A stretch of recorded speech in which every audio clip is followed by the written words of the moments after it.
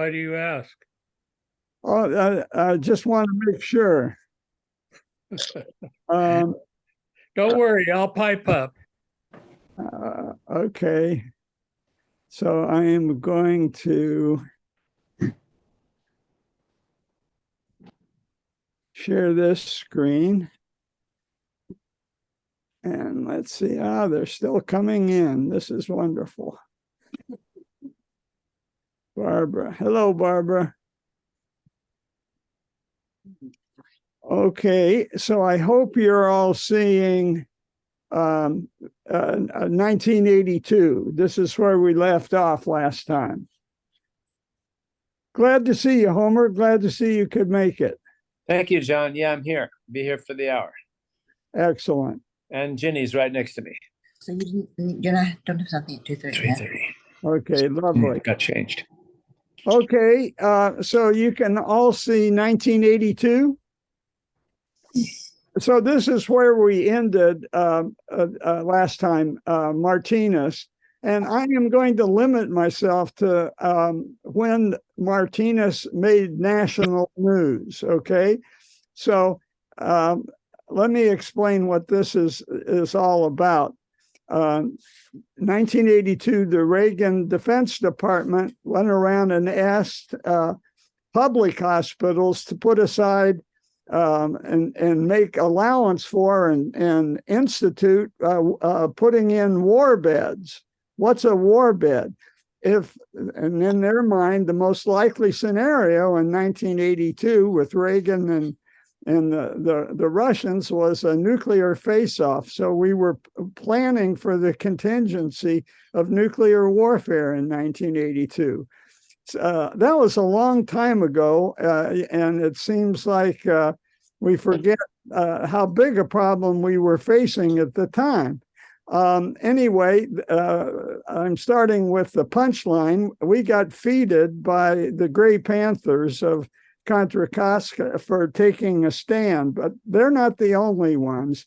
The New York Times reported on the stand that we took against the Reagan's Defense Department, their Pentagon plan for war.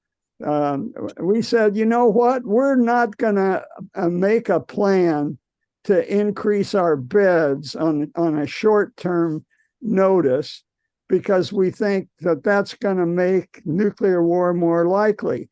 Now, I know that's a difficult argument to make, and it's not automatically intuitive, but it's a stand that we took, and I'll show you why. We had leaders. Interestingly, there were women. The head of the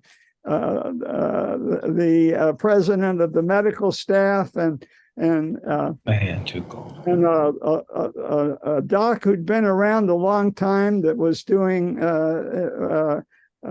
kind of a retirement gig doing a tuberculosis clinic. And she made this strong moral argument that we bought. And some of you know Mark Will. Mark Will was part of the medical staff and at the time, and he's actually the one that introduced Iko and me to Ramsey. Anyway, he was on vacation on the Hudson River visiting relatives back there, and he met somebody from the Hastings Center, which is on the Hudson, I think, and Mark just casually mentioned that he was from Contra Costa. And all of a sudden, this guy introduced himself as an ethicist, a medical ethicist from the Hastings Center. And he said, you know that we had a special issue on the stance that you took. And Mark said, no, because we weren't plugged in like that. We are a little bit more now with our ethics department, but we weren't then. And so he sent Mark and the issue of the special edition on the stance that we had taken. And it was somewhat controversial, but the medical ethicists understood the argument that our doctors were making, the female doctors, and they were persuasive and appropriately so. So this was another abstract from another article. There were about 4 articles. 60 physicians, 1981, took a stand against the Reagan Defense Department. And another article, the physician is a moral leader. Well, we were lucky. We had a couple of leaders that could make the argument and make the case. And this was the picture of the Gray Panthers honoring our effort. This was the medical staff president at the time. She broke the glass ceiling for sure, and ushered in the new era where there were many more women in the following decade. And she led us, and this was the elderly woman who was doing the TB clinic at the time, Dr. Catherine Smick. And she made the argument, not only that, but she said, look, why don't you all join the Physicians for Social Responsibility? They're leading this charge, not just on the national front, but they're leading the charge on the international front. And the Physicians for Social Responsibility were part of a coalition that were awarded the Nobel Peace Prize.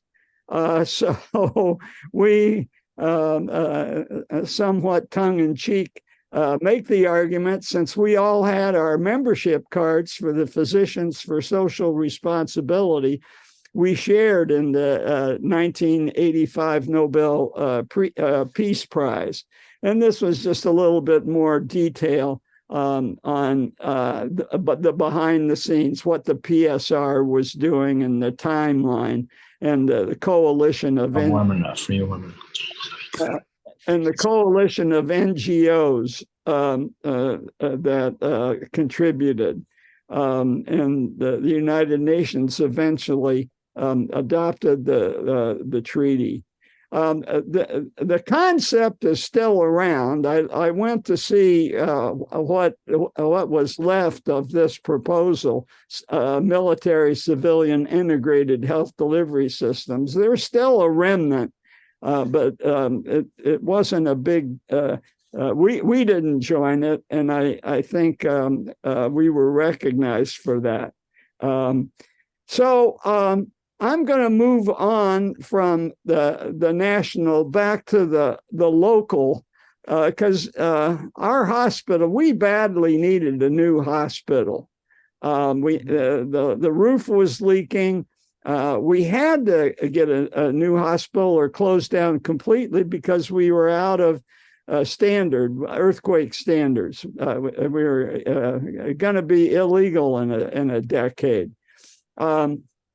But a $6 million bookkeeping error, and I know that I'm simplifying it, and Bill and Jim can correct me later on, but that caused a huge political problem, and we lost the vote of Tom Powers, who was from Richmond, where John Teisel was living and working.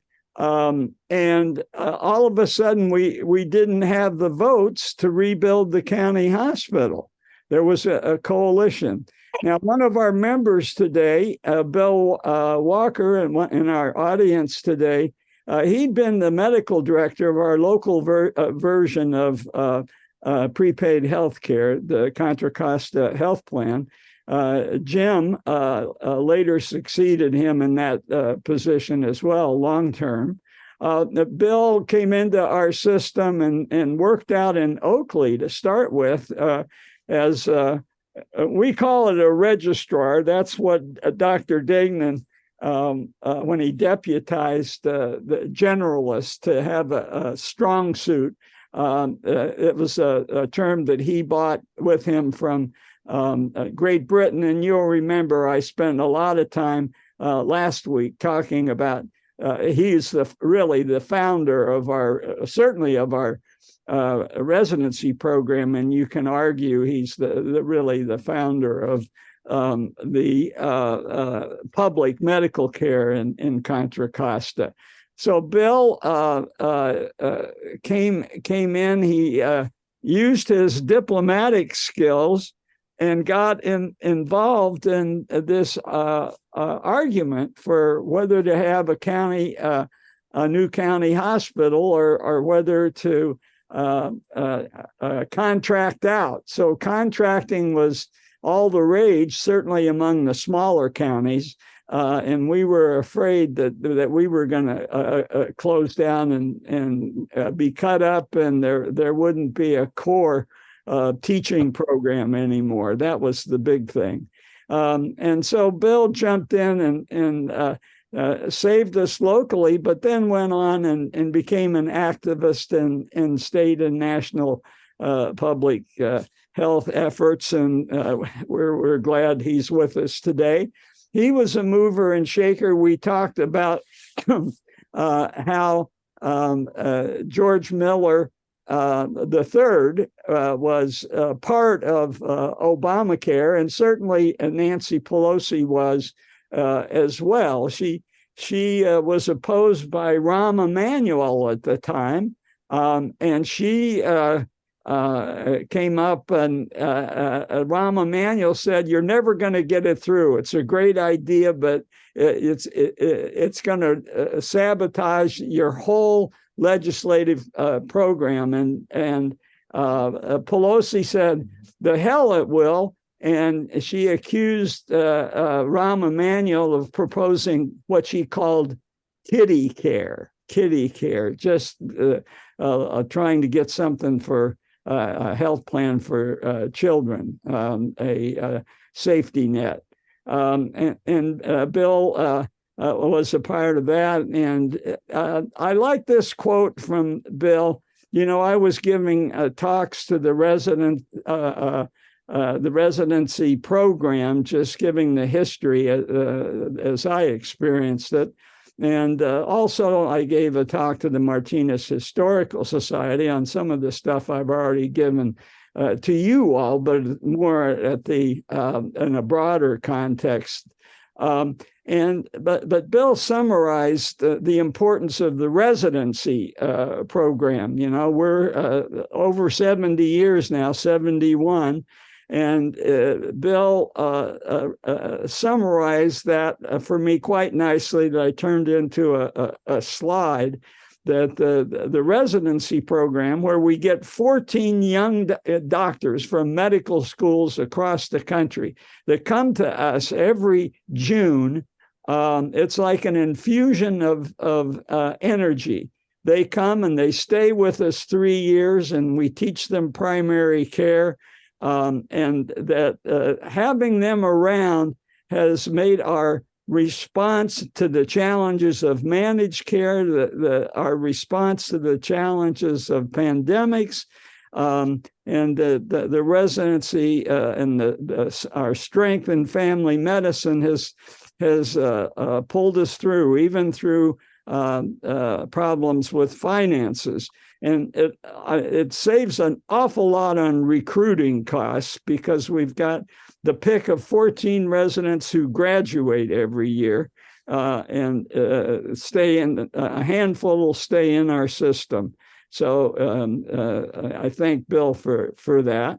And Bill has worked with George Miller the third anyway. So I guess I've been doing a little log rolling for our audience, but indulge me and forgive me. So outreach, the other thing that our program was strong at was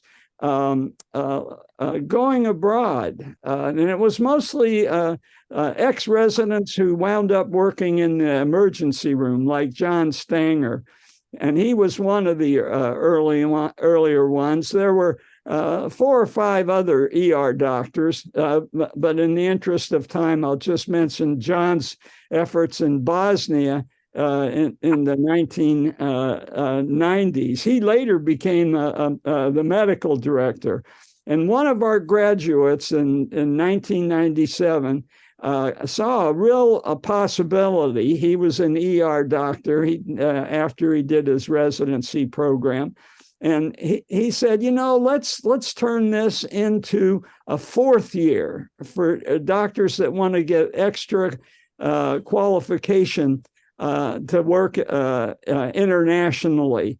And so he set up the Global Health Fellowship. And we've had 1 or 2 graduating residents every year stick around to get extra training in what Neil, I think, eloquently describes as austere environments. Specifically in India, Kenya, South Sudan, Haiti, Malawi, and Sri Lanka. I say that because Neil, his father was from Sri Lanka. And so he's important. I'll give you one example of a global health fellow. He was attracted to Contra Costa because he liked the spirit, which probably had been set early on when Degnan went and worked 6 years in London during the Blitz, to be able to do anything, anywhere, and improvise and come up with a solution. And after he graduated, he went to India to help set up a training program. He came back to give a lecture to the Global Health Fellows. That's one of the best lectures I've ever heard on malaria. I'm telling you, university quality. And this is where he went. He joined a medical health care provider commune in India. And then a year into that, COVID hit. And he wound up writing about India's response to COVID and critiquing it, and got published in their Atlantic or their New Yorker. Quite impressive. The other outreach is the Indian Health Service. We have 15 ex-residents who've gone and stayed at various lengths of time in the Indian Health Service in the Southwest. Many of them volunteered during the residency to take electives there. And they all got together as many as they could from the Southwest a year ago, and they sent me this picture.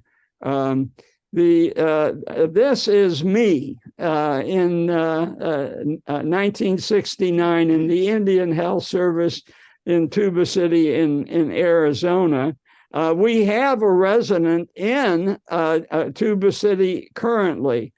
We've sent 6 residents to Alaska, and starting in the 1990s, we've continuously had a doctor who's graduated from our residency at Bethel Island, Alaska, providing care. This is the current one there, Liam.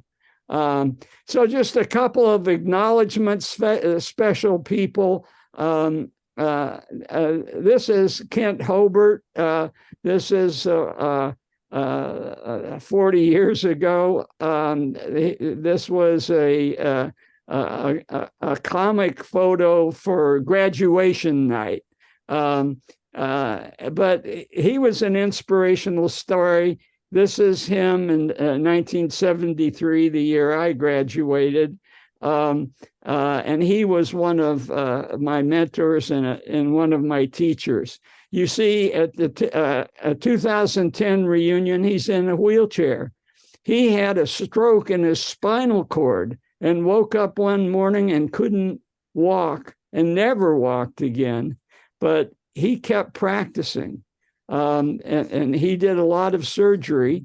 So they would strap him to a dolly, an improvised dolly with wheels where he could be rolled in and out and strapped onto this and anchored down. He would do surgery.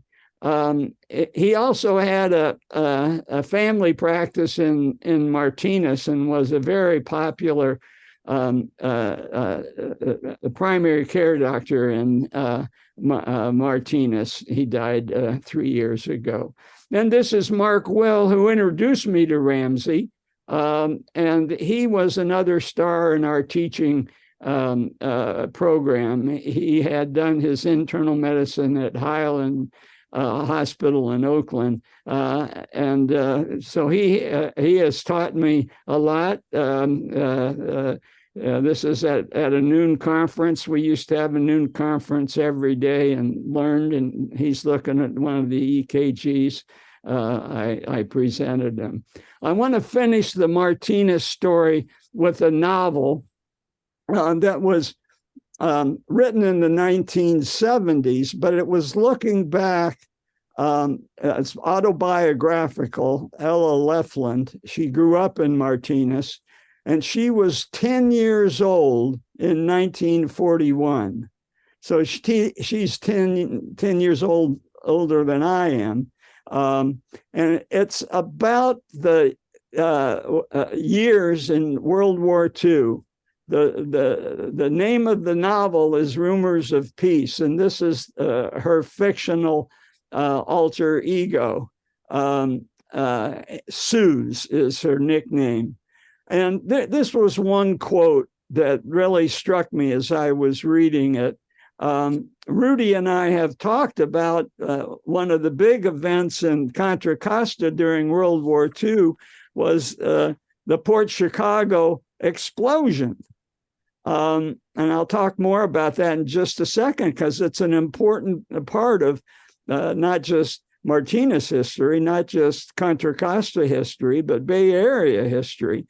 And she lived through it. She lived through it. She would have been about 12 at the time of the explosion, and she describes what it felt like. And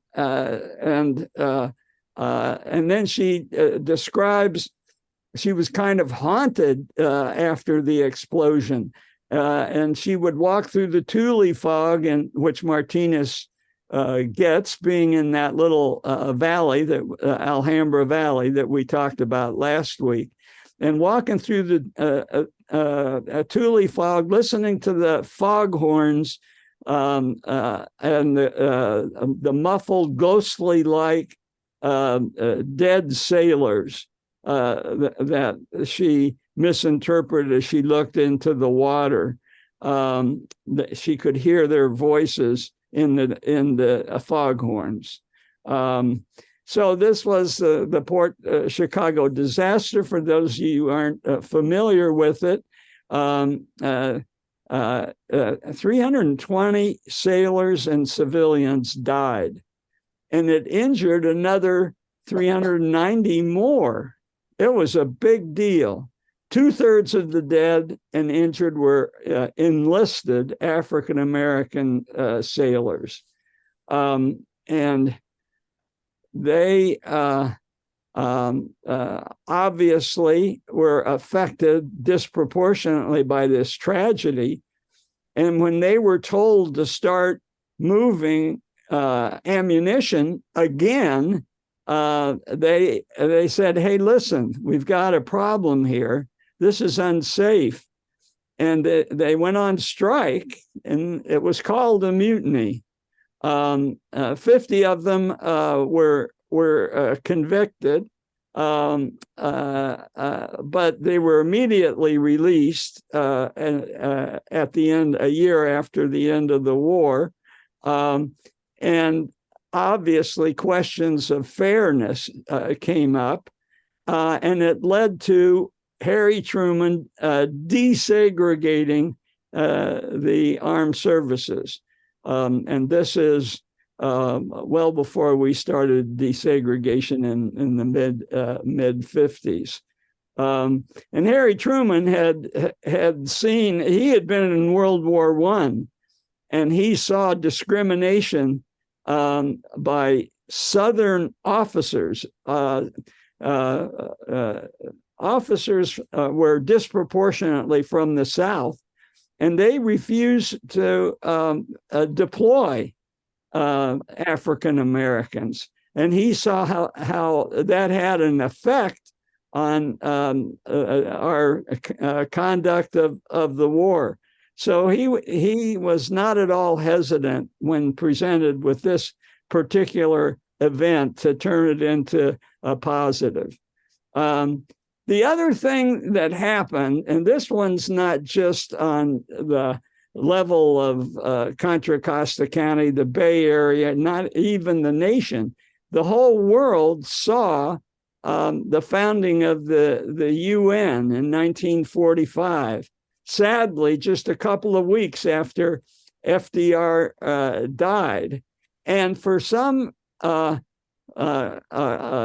quirk of luck, one of the teachers in the local high school, at the local school in Martinez, it was a middle school actually, got tickets to go to the San Francisco Opera House. And Ella fictionalizes that experience into a very moving chapter where she goes with her class in a bus, and they go in just like it's an ordinary field trip for a school field trip. But here it is a historic event, and she took paper and pen and scribbled notes in the dark and talked about it and summarized what she heard and witnessed that day. And of course, the end of World War II and that we ignored the lessons of World War I. We were convinced that the human race had to change, and there would be another war if something wasn't done. And they were rightly proud of coming together and actually doing something, unlike the after World War I, the international effort failed, mainly because the the United States refused to join the international governing mechanisms. And one a quote that caught my eye, and it caught her ear at the time, was, "We don't expect to change human nature, but we have to draw out what is the best, and that miracles can be accomplished." And so she, full of idealism, on page 342, that she saw this as a sacred honor of building a united world. And she was impressed that after World War I, there were all the lofty phrases were forgotten, but this time she talks about the enthusiasm in the opera house. That everyone jumped to their feet. And she had some hard-nosed friends who also jumped to their feet. And even their most conservative teachers who spoke ill of FDR lifted their hands above their head. And she talks about old teachers, old weak palms came together with vigor. Afterwards, they go out into the night, and she's really impressed by City Hall and the green copper dome, which some of us have seen at night. Some of us have been in demonstrations at the Civic Center in this very area, and that the San Francisco was honking their horns, and the speeches still rang in her ears. So this is Ella Leftelin a couple of years ago. She's in her 90s. She wrote the film script for a movie, Mrs. Monk, which is unavailable. I've tried to get it, and she now lives in the city. When I started this talk and I showed the first county hospital, it was more like a sanatorium. I think most of these patients were TB patients. About the eucalyptus grove on the hill behind it. And she wove this eucalyptus grove, Ella Leftelin did, into her novel. In the novel, she has a mentor, a girl 8 years older than she is, who's very smart. And at by the end of the novel, not only is she in UC Berkeley, but she's been accepted to graduate school in Oxford. She's a very smart girl, and she recognized Ella's talent. And so one night, she was, at the time, I think she was still in high school. She was very much into Greek myths. And so they walked up to the eucalyptus grove on the night of a full moon, and she invoked the Elysian myths and talked about Artemis. Please make yourself visible to us. O Zeus, show thyself in thy glory. Achilles, I wait for thee. And all this, as you can still see the eucalyptus grove, and then to read about it in a novel with a bunch of idealistic, adventuresome girls enjoying a Greek myth fantasy is interesting. The main character in her book lived, namely herself, lived on Ariba Street and wove in a footbridge. And in reconstructing and reading the novel, the only footbridge near Ariba Street is this one, and it's one that Aiko helped me find and relocate after 51 years. Where I took it every day when I was a resident on my bike.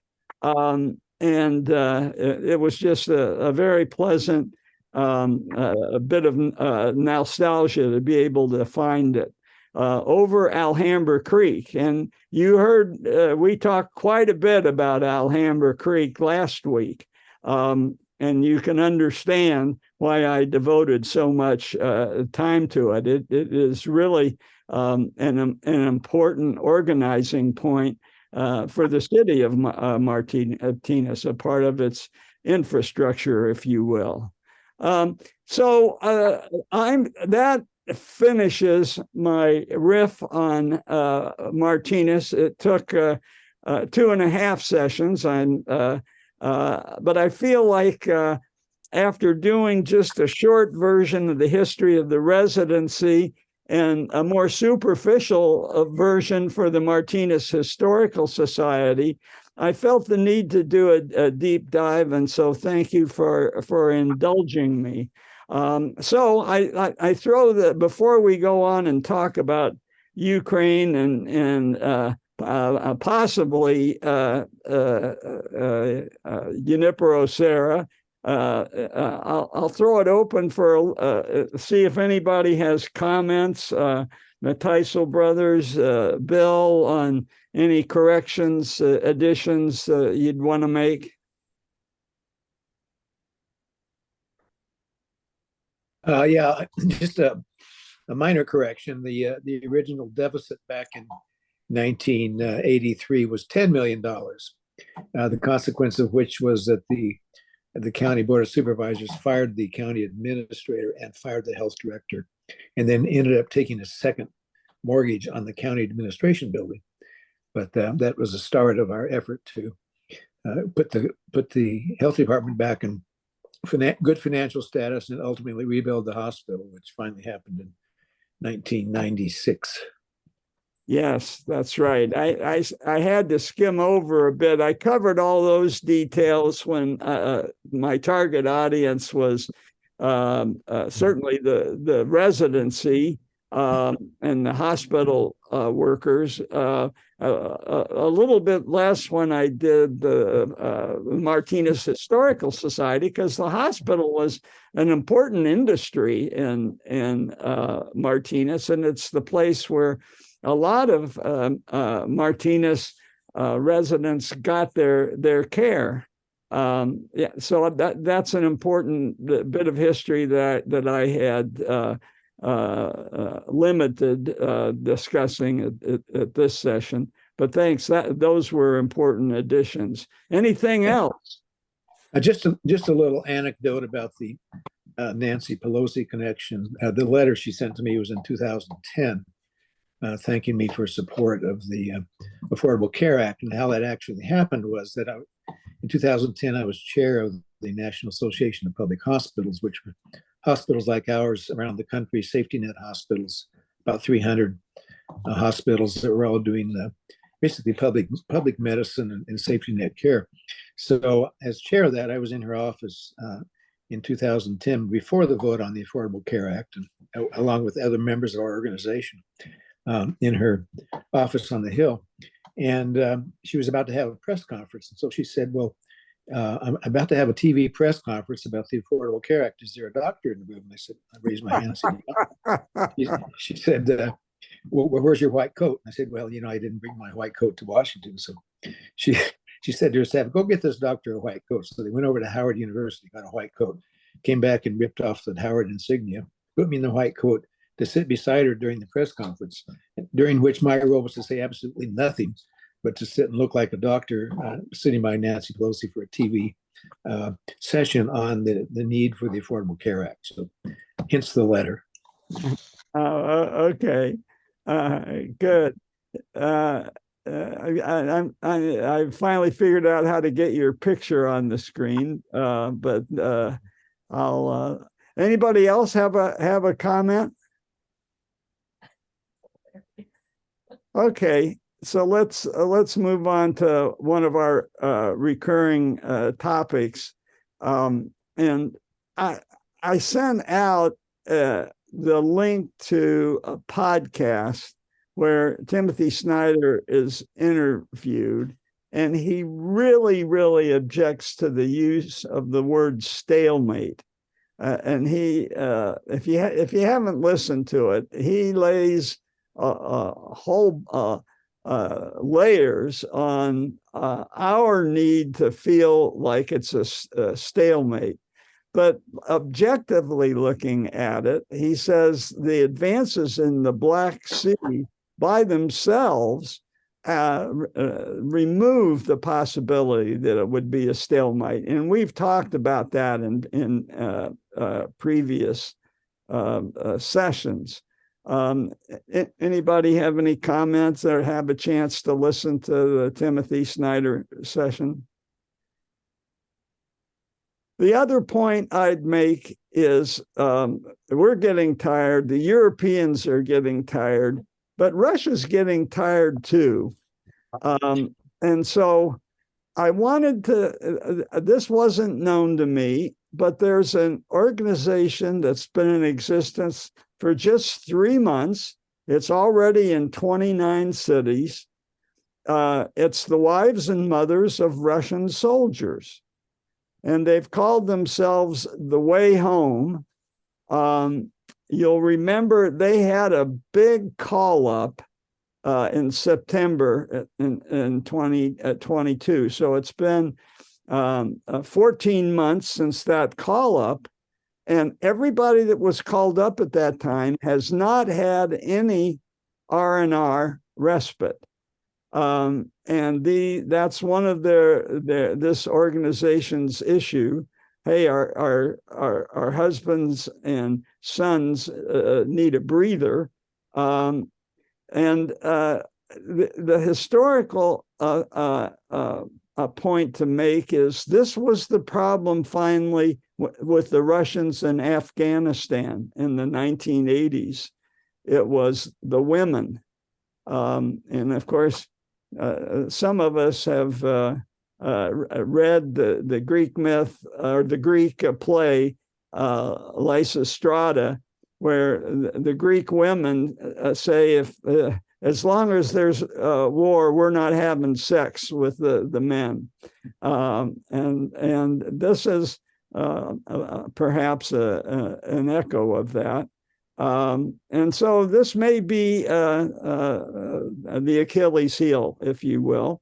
We'll see, or maybe it's just me being optimistic, over optimistic. I hope not. But the Russian officials know that this is a problem to the point that they've started paying out money if you don't stage a protest. And on a heavier hand, they're attacking women who have nevertheless protested. And there's talk about some Russian soldiers refusing to take part in human wave attacks, which seems like a eminently rational decision. And talk also of mutiny. And when we remember World War I, that's how the Eastern Front ended, with the Russian soldiers saying, enough, we're not doing it. So we just got to keep history in mind. And maybe, again, that's just me being too optimistic. The other point I'd make is this is in the context of Putin just now ordering another 170,000 men to either be drafted or induced into the army. There are the British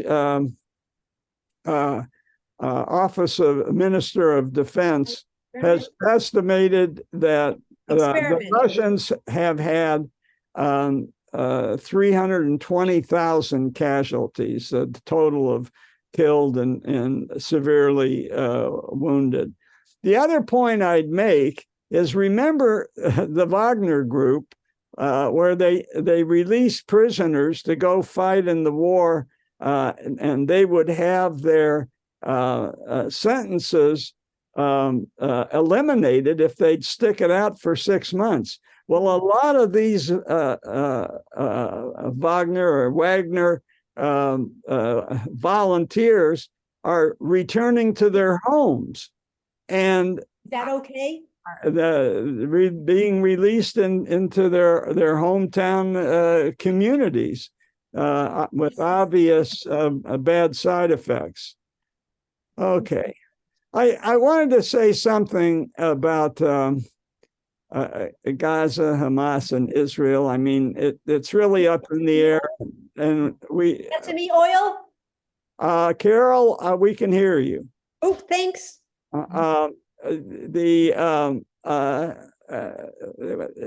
There's so much in play that it's kind of hard to look at that as history. But I think what's ominous is the global taking of sides. And the red represents people that are sympathetic to Hamas. Interesting, India, because they're having their own little fight between Hindus and Muslims, are very much on Israel's side, as opposed to Ukraine, where they don't think they have a dog in the race. But they are definitely siding with Israel. So that's interest. The other thing is there are a couple of choke points that can be seen on this map. One is the Strait of Hormuz here, which Iran controls from the northeast side. But fortunately, the southwestern side is not jihadist. Nevertheless, this is where we've sent our ships to monitor the situation and some rockets shot off from Iran have been intercepted, but more rockets have been shot off by the Houthis at the second choke point. And the Houthis are the Islamist jihadist party, nationalist party more than anything, opposing the Saudis in Yemen for control of Yemen. This is the Red Sea, and the Houthis have the ability to harass commercial shipping on its way up to where? The Suez Canal. You go to the top of the Red Sea, and this goes. The Suez Canal is only part of the outlet. There's a number of lakes and canals, smaller canals that connect to the Suez. Suez is the last big canal. But the Houthis can overlook this choke point. And I think this may be Eritrea, I'm not sure, the little red dash. So this may be even more dangerous.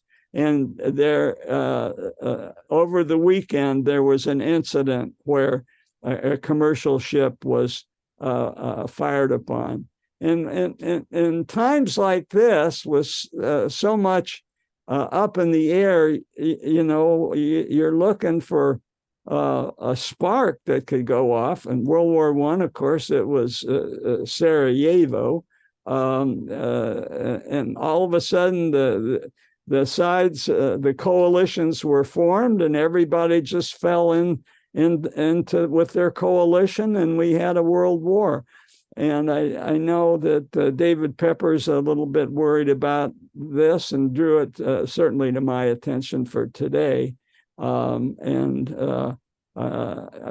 know if anybody else wants to lend a thought.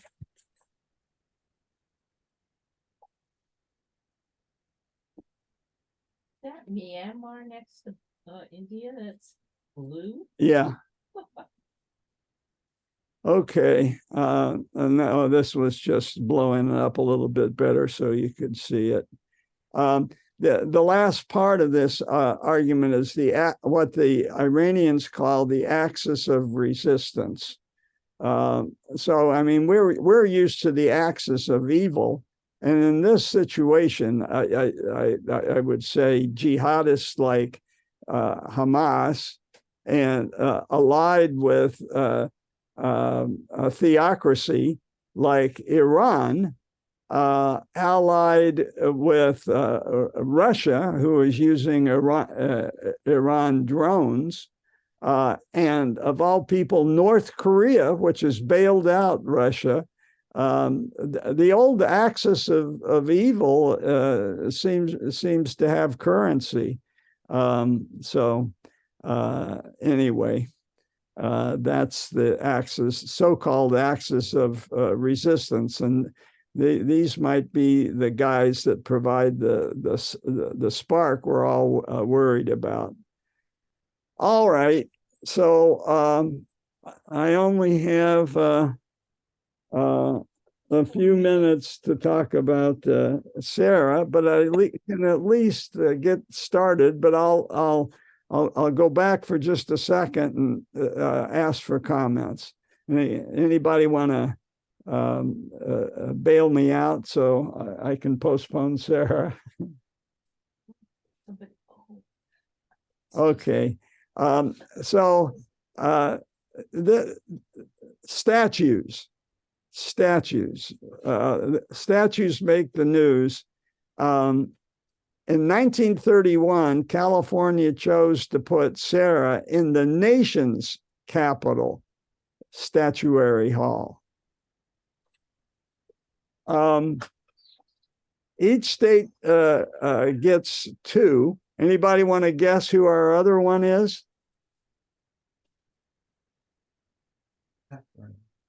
The Gipper. He bumped Thomas Starr King, who was a Unitarian minister. And the star always throws me off because this Starr King was uncontroversial. And his statue was quickly moved to the Civil War Memorial Grove because he had made sure California stayed on the side of the North. He was a Unitarian minister. He also made sure that Yosemite became a national park. It would have been the first park, but the state swept in and made it a state park first and blocked it from becoming a national park. So Yellowstone was made a national park first, but Yosemite was made let's say, a public park first, namely a state park. And finally, obviously, Yosemite became a national park as well. The star that I always get confused with, somebody else with a middle name Starr, David Starr Jordan, which is familiar to a lot of us on the call today, the founding president of Stanford. And he uncontroversially was an ichthyologist. And when you go to the National Academy of Sciences and you see their wonderful aquarium, it started with David Starr Jordan. But his little blemish is he played a leadership role in the American eugenics movement. Here he is as president of Stanford, entertaining Theodore Roosevelt after he'd been president in 1911. And this guy here is Professor Branner, which is a familiar name to some of us. Okay. The statues of Serra started coming down. The first one was in gold, the one that had been in Golden Gate Park. And after George Floyd, there was an increased sensitivity. And so demonstrators, protesters pulled down Serra in Golden Gate Park. Ventura had a similar problem. It went to court, and Ventura had the right to remove Serra from their city hall. I'm not sure what the legal point was. So there, you have to make a distinction between the statues in the state capitol and statues in the national capital. So Serra had been in our state capital, but legislation was signed removing Serra from the state capital in Sacramento. Also, part of the same bill, they removed Columbus Day and turned it into Native American Day. There was a statue of Sarah at the Presidio in Monterey. Was decapitated, later repaired. Defacement of other statues.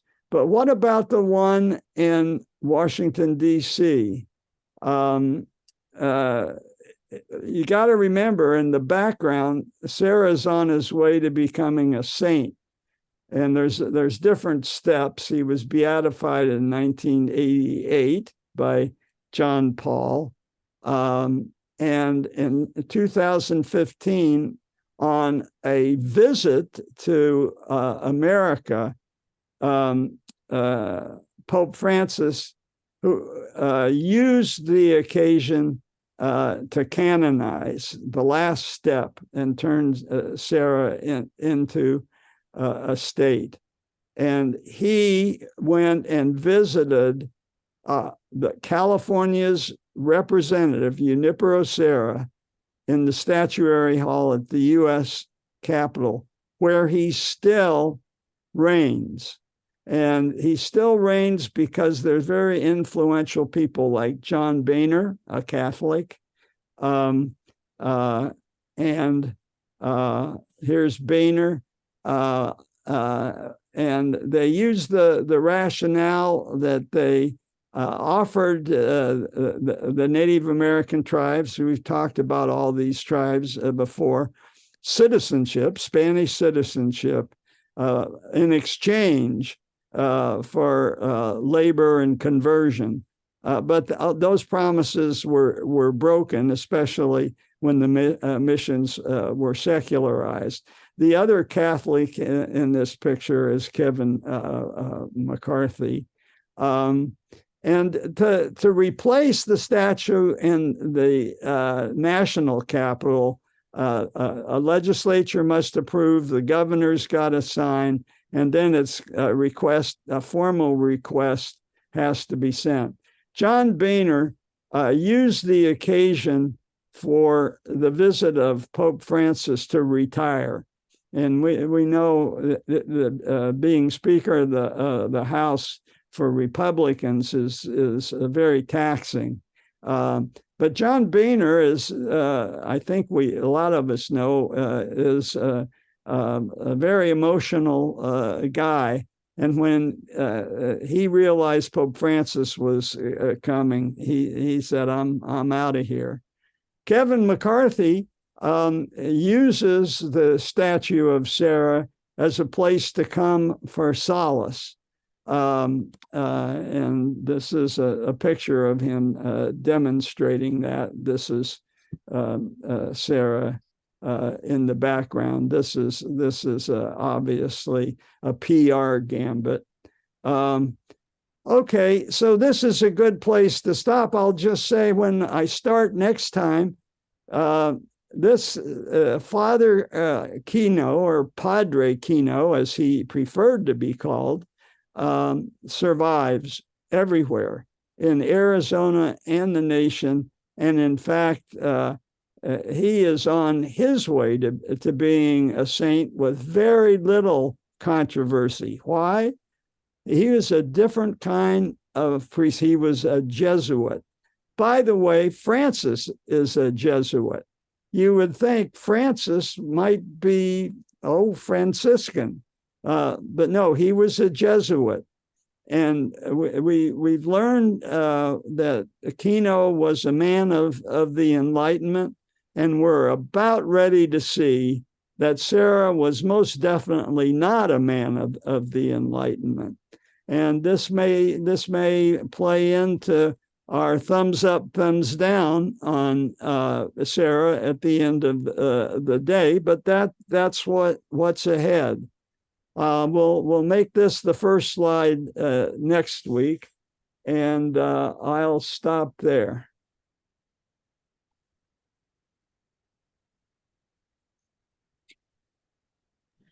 Yeah. Yeah, Bob.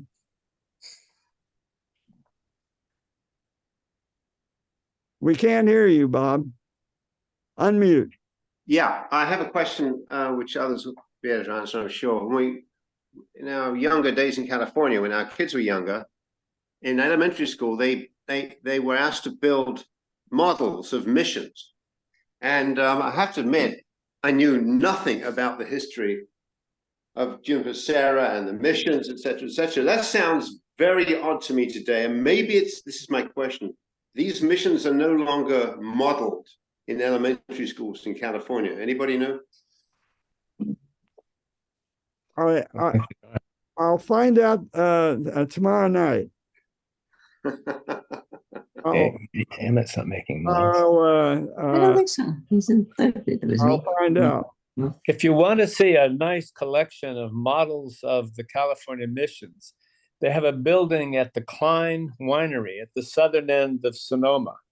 As you come up from Highway 37, which runs east from 101 over to Vallejo, you go up north on 121, the Klein Winery is there. It has a building with the All models of the missions. mission. I think they were displayed at the World's Fair on Treasure Island in the 30s. Well, Homer, thank you. My question really was about whether is it third appropriate? graders, Is it appropriate still to be building missions in elementary schools by chance? yeah, I do recall that our kids did it, but we have a grandchild in the third grade, and we've heard nothing about building top models of missions from the current grandchild. Oh, Bob, that's why we're doing this lecture and the following lectures, at the end of which you'll be able To build a mission. on your reaction dial to give a thumbs up or thumbs down when we take a formal vote. Well, at the Lafayette School District, they have on the third graders, they've been going out to our community garden and having there's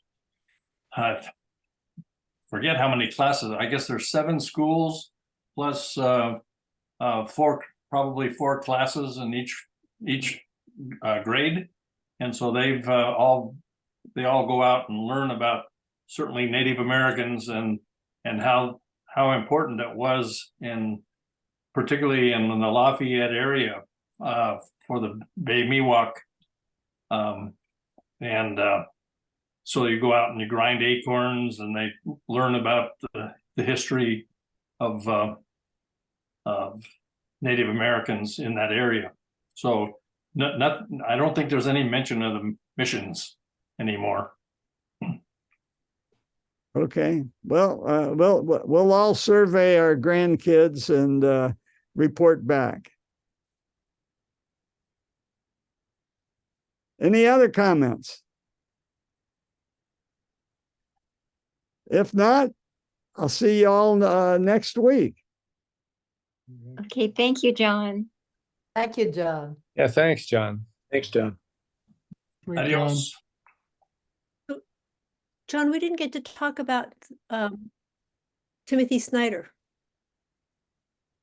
I really appreciate your sending that out. I listen to them all the time. I thought it was a great interview with Timothy Snyder from the Ukraine website, the podcast. Okay, yeah, you'll have another shot at it next week and every week. We of course will. Did you listen to Alex Vindman's? I guess he did a public meeting, I think it was last week, where he was saying that it's really crucial that everybody contact both senators and their representatives to say the Ukrainian to fund the Ukrainians' war effort.